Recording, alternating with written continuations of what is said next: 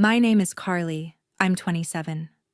Last week, my mom surprised me with a birthday dinner at a retro diner. I walked in expecting awkward small talk and a couple of backhanded comments. I did not expect my own birthday cake to be the joke. After we ate, the server came out holding a sheet cake. Everyone turned toward me, phones up, already grinning. For 3 seconds, I let myself believe my mom had actually done something kind. Then I saw the writing on the cake. In big pink letters across the center it said, "Oops, still a disappointment." There was a beat of silence, like the air forgot what to do. Then the whole table exploded in laughter. My mom clapped like it was the funniest thing she had ever seen. My little brother almost spit out his drink. Someone yelled, "Come on, it's just a joke." I stared at those words sitting in the frosting like they'd been waiting years to be said out loud. I did not cry. I did not scream. I pushed my chair back, picked up my bag, and stood up. My mom told me to sit down and take a joke. I didn't even look at her. I turned toward the exit. My uncle stepped in front of me, hand on my arm, telling me not to make a scene. I leaned in like I was about to apologize and whispered one sentence in his ear. 2 days later, my entire family was in full-blown panic, and none of it was about the cake. If you're into messy family drama and quiet revenge that hits where it really hurts, you can stick around, hit like, and subscribe so you don't miss how this all unfolds. The diner looked like a set from an old movie. Red vinyl booths, chrome edges, neon script buzzing over the counter. I walked in with that familiar weight in my chest, the kind that came whenever my family staged a nice gesture, and I was expected to play along. My mom, Sharon, had claimed a corner booth as if she were headlining a show.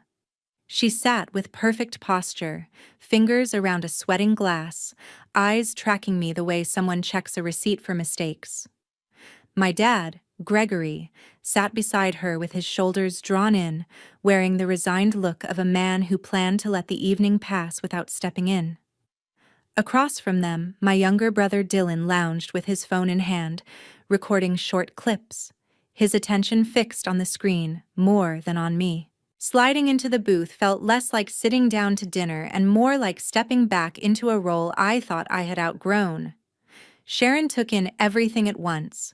My clothes, my hair, the way my hands picked at the paper-wrapped straw. Her comments floated across the table, sounding casual, but each one carried a small sting. Gregory stayed mostly neutral. Dylan kept lifting his phone whenever laughter rose, angling his lens toward me as if he were waiting for an expression worth posting. The food arrived in heavy plates and baskets. Burgers sagged. Fries left grease on the table, milkshakes sweated under fluorescent lights. Conversation drifted toward my job search and the future I apparently wasn't moving toward fast enough. Sharon mentioned people my age with solid careers and neat timelines, then let the silence between examples do the work. No one used the word failure, but it hung there anyway. I watched my reflection in the chrome napkin dispenser. Tired circles under my eyes, a polite half-smile that never reached them. I didn't look like someone being celebrated. I looked like someone being evaluated. I felt that tiredness settle along my shoulders, but under it something calmer, colder, stayed in place and kept watching. Servers moved through the aisles, topping off drinks and clearing plates. Sharon seemed to grow brighter as the table emptied, as if the performance were building toward a final act. She glanced toward the counter more than once, and each glance tightened something in my chest. When most of the plates were pushed aside and the noise in the diner had fallen into a low hum, I saw the server nod toward our booth and vanish behind a swinging door. Dylan straightened, phone ready. Gregory rubbed his palms on his jeans, expectant. I sat very still, feeling the air around us change in a way the lights didn't explain. The server came back carrying a sheet cake on a plastic tray, candles flickering as she walked.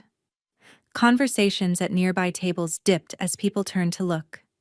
The cake landed in front of me, frosting wobbling around the edges.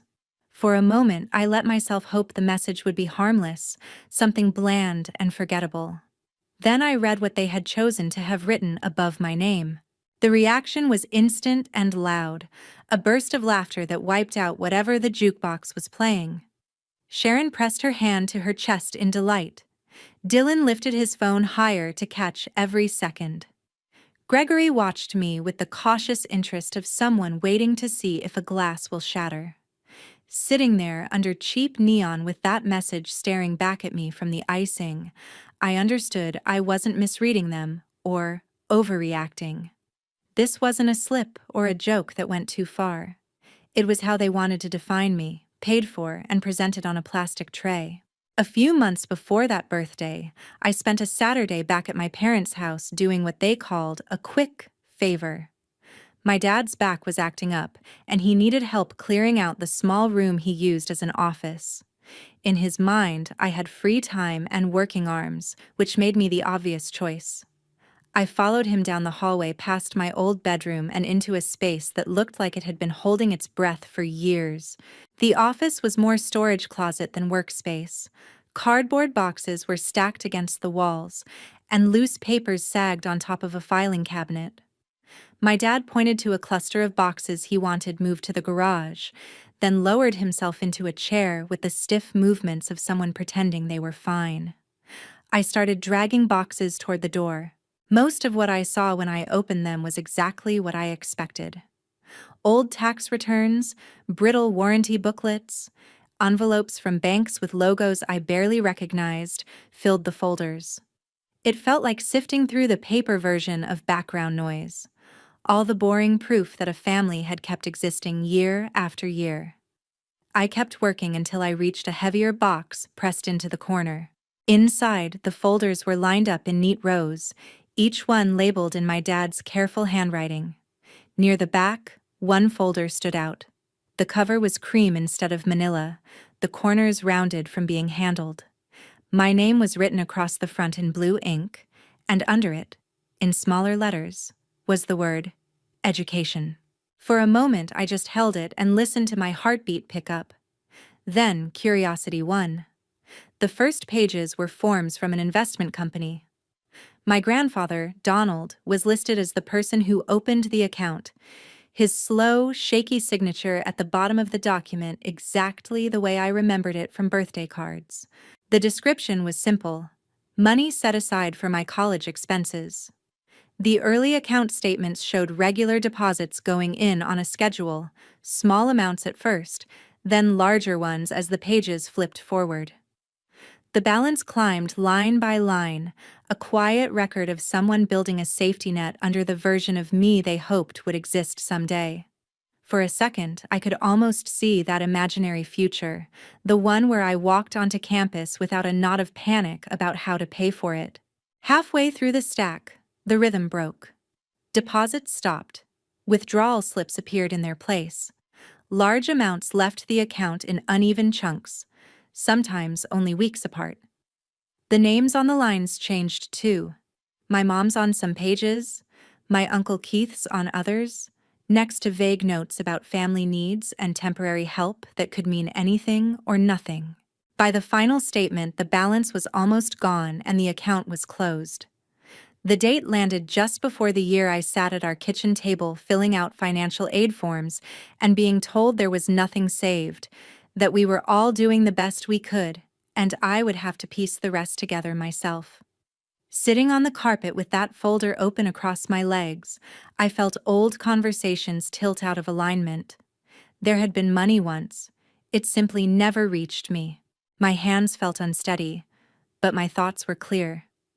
I took out my phone and quietly photographed every page in the folder, one after another, until my camera roll held a full copy of a story no one had ever told me. Then I stacked the papers exactly as I had found them, slid the folder back into the box, and closed the lid before carrying it downstairs. On the drive home, my bag sat heavy on the passenger seat, my phone inside it holding proof that my family had not just mishandled my feelings.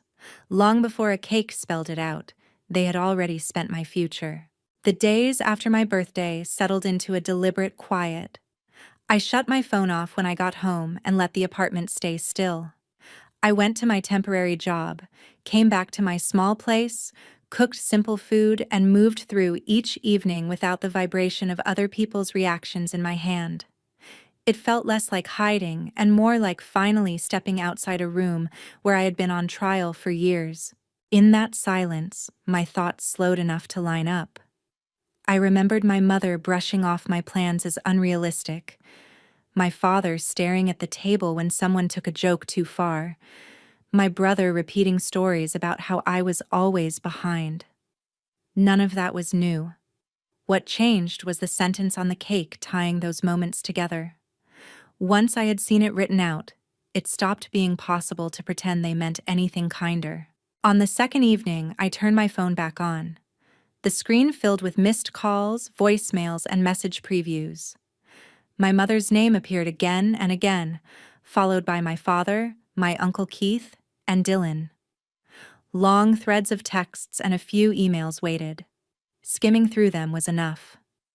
My mother framed the dinner as support I had misunderstood, and leaned on the idea that she had sacrificed too much to deserve this distance. My father urged me to talk before things went too far. Keith focused on my reaction, as if leaving had been the real offense. Dylan tried to treat the whole thing as a joke we would eventually laugh about. I did not answer any of them directly.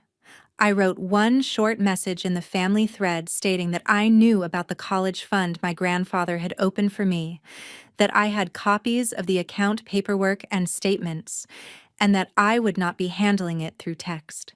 There was nothing dramatic in those lines, just the fact that the secret in their file box was no longer invisible. When the message sent, the quiet that followed felt heavier but steadier, like a floor that had stopped shifting even if the room was still dark. Not long after, a name lit up my screen that almost never did. My Aunt Elaine lived several states away and usually stayed on the edge of family gatherings, close enough to be polite, but far enough to avoid being pulled into every argument. Her call carried a different weight from the others. She had spoken with her daughter, my cousin Riley, who had already heard the birthday story through relatives who never let anything stay quiet. In that version, I was the dramatic one, walking out over a harmless joke and throwing around accusations about money I did not understand. Somewhere in that game of retelling, my whispered comment to Keith had turned into a rumor. Sitting on my couch, I told Elaine about the folder in my father's office, the account labeled for my education, the steady deposits that stopped, the withdrawals signed by my mother and my uncle, the dates that mirrored the years I signed loan papers. Saying it out loud turned scattered numbers into a line of cause and effect. Elaine listened without interrupting. When I finished, she admitted that small remarks from my grandfather years earlier had made her think something had been saved for me, but she had convinced herself she was mistaken because my parents never spoke as if it existed. Hearing the details forced her to look at that gap. She asked me to send what I had. I opened my laptop, pulled up the email where I had stored the images and documents, and attached every file to a message addressed to her. Watching the progress bar move across the screen, I realized how long I had been gripping that knowledge alone. When the email finally left my outbox, the evidence no longer lived only on my phone and in my memory. The weight of what my family had done shifted slightly away from being a secret I carried and toward something that could, at least in theory, be held up to the light. The email from Elaine with the lawyer's name felt different from everything my family had sent so far. It was short and practical, with no guilt woven into the lines. She wrote that what I had found matched things my grandfather once hinted at, and that this was bigger than a misunderstanding. She knew someone who handled situations where money meant for one person quietly ended up in someone else's account. The lawyer's office was small and neat, tucked above a coffee shop downtown. He glanced at the stack of papers I brought and asked me to explain them before he read anything. I laid out the story in order, from the labeled folder in my dad's office to the closed account, then the student loans and years of payments that followed. Saying it like that made my own life sound like a case file. He read through each page with steady attention, checking names, dates, and account numbers without comment. To him, the college fund was not a favor. It was an account with a clear purpose and a named beneficiary. The withdrawals were not mistakes, but deliberate transfers that never touched tuition or housing. In plain language, he said there were formal ways to demand that money back, along with the growth it should have earned. Hearing those words unsettled me and settled me at the same time. I had always left room for the idea that there was some emergency or confusion I had not known about. Now, an outsider was looking at the same numbers and calling them misuse without hesitation. It was both grounding and quietly devastating to realize my mother and Keith had seen my name on that account and still emptied it. When he asked whether I wanted to move forward, the answer was already sitting behind my ribs. I thought of the years of juggling rent and minimum payments, of my mother still talking about me as if I were lazy and ungrateful. Walking away would have meant choosing their comfort over my future again. I told him I wanted to take whatever steps were necessary. Those steps looked simple on paper. He requested official records from the investment company and the bank, so nothing rested solely on the copies I had found. He prepared a letter to my mother and Keith, stating that their use of the fund was under review, and that documents tied them to every withdrawal. He copied Elaine so at least one other adult in the family saw the situation in formal language instead of sentiment. As soon as those letters landed, the tone of the family group chat shifted. The usual stream of jokes and photos was pushed aside by long messages about loyalty and keeping problems inside the family. My mother wrote about feeling attacked and insisted that everything she had done was for us. My father tried to calm everyone from the sidelines, but his messages sank without changing anything. Dylan added vague comments about drama that did not use my name, but clearly pointed at me. In the middle of that noise, my cousin Riley started asking questions. She wanted to know when the account had been opened, who had access to it, and why I had never been told it existed while I signed loan papers. She did not attach the documents she had seen, but every question hinted that there was more evidence than my parents were admitting. No one answered her directly. They dodged, shifted the subject, and circled back to my attitude instead of the money. Watching all of this unfold on my phone felt sharp and unreal. For years, whenever I challenged the way my family treated me, it turned into a lecture about how sensitive I was. Now someone else in the same thread was tracing the same cracks without apologizing. While the chat kept spinning, the lawyer sent a brief update confirming that the official statements matched my copies and that we had enough to demand repayment. It did not erase my debt, but it shifted where the weight of the story sat. For once, I was not the only one holding it. The next turning point showed up at my door, not in my notifications. It was a slow, careful knock on a weeknight when the building was already quiet, and my brain was somewhere between exhausted and numb. I stood there for a moment, hand hovering over the handle, knowing that whoever was on the other side was not here to make this easier.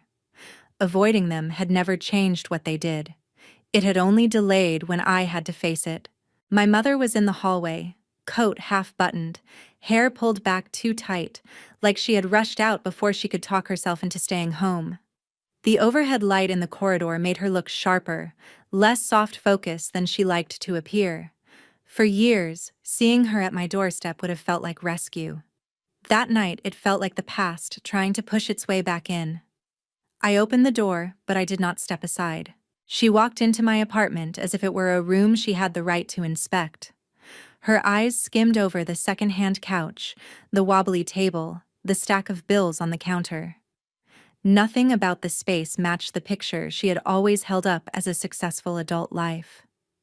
I could feel her turning every object into evidence that I still needed the kind of guidance she believed only she could give. For once, I let that judgment land and did nothing to soften it. She started talking in a tone she reserved for doctors and school principals, the polished voice she used when she wanted to sound reasonable. She said she was worried about me, that she did not understand how a birthday dinner had turned into distance and legal papers.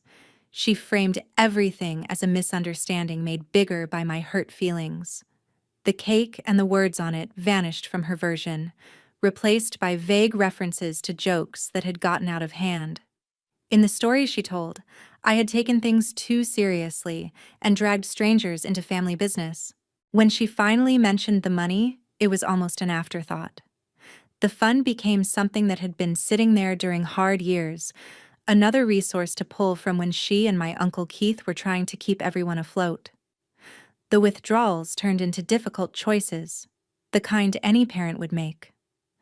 My name on the documents, my plans for school, the loans I had signed to cover what was supposedly not there, all of that slid to the edges of her explanation. She wanted me to see sacrifice where I saw a promise quietly emptied. Sitting across from her, I could feel two realities pressing against each other. One was printed in black ink on statements from an investment company, showing contributions intended specifically for my education and a balance that had drained away long before I filled out my first financial aid form. The other lived entirely in her mouth, a narrative where necessity excused everything and gratitude was the only acceptable response. In the past, I would have tried to find a middle ground between those two things. Now I understood there was not one. There was no apology buried in her words. What I heard instead was fear dressed up as concern. Fear of being judged by people who did not share our last name. Fear of losing the stability that money had helped buy.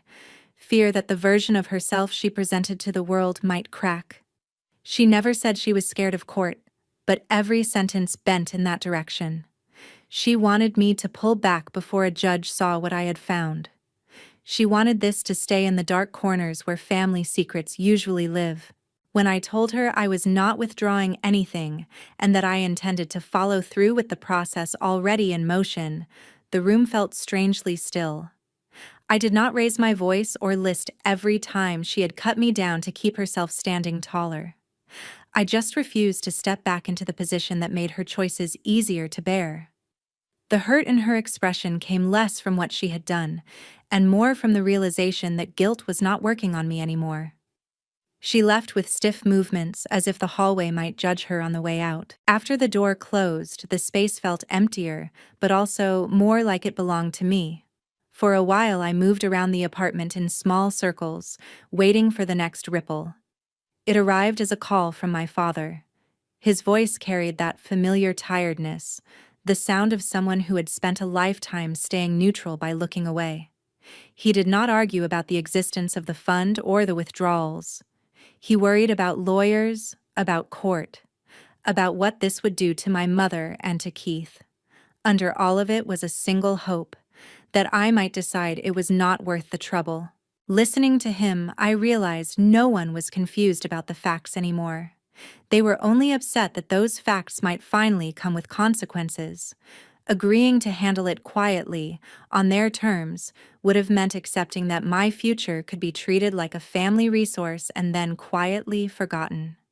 I told him I would be following the advice of the one person in this mess whose job was to protect me. That was as much as I was willing to offer. A few days later, an envelope from the court appeared in my mailbox, thin and unremarkable.